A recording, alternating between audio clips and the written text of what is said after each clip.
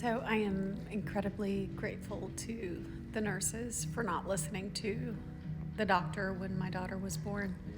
At 34 weeks pregnant, I found out that my daughter was going to be born with facial differences and physical disabilities, and they weren't sure she was going to survive birth. So I had 4 weeks of hell preparing for the unknown, and we had to schedule the birth so that there were doctors and specialists and many nurses in the room to handle any emergency situation that might arise or the possibility that she might not survive.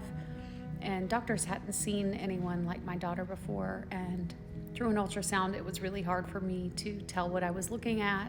and so I didn't know what she was going to look like. And they took Sophia, once I gave birth to her, to the other side of the room and worked on her, and luckily she was able to breathe on her own. And eventually they laid her on my chest, and I remember thinking that I needed to comfort her, and as I did, they took her away for testing, and I didn't see her until later that evening in the NICU. And later, my sister told me that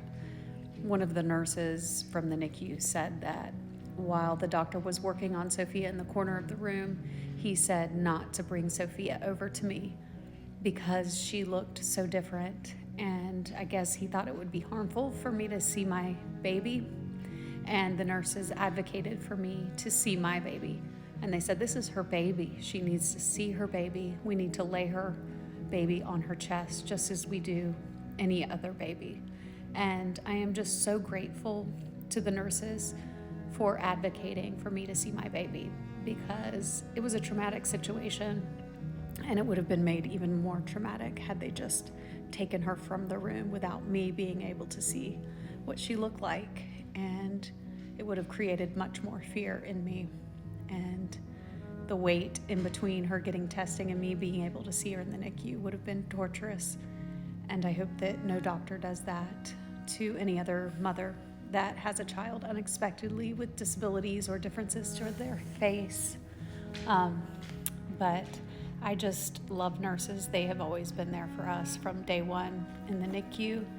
and till the very end. They were by our side when our daughter died, and I'm just so grateful to nurses for everything they helped us with throughout my daughter's 10 and a half years of life.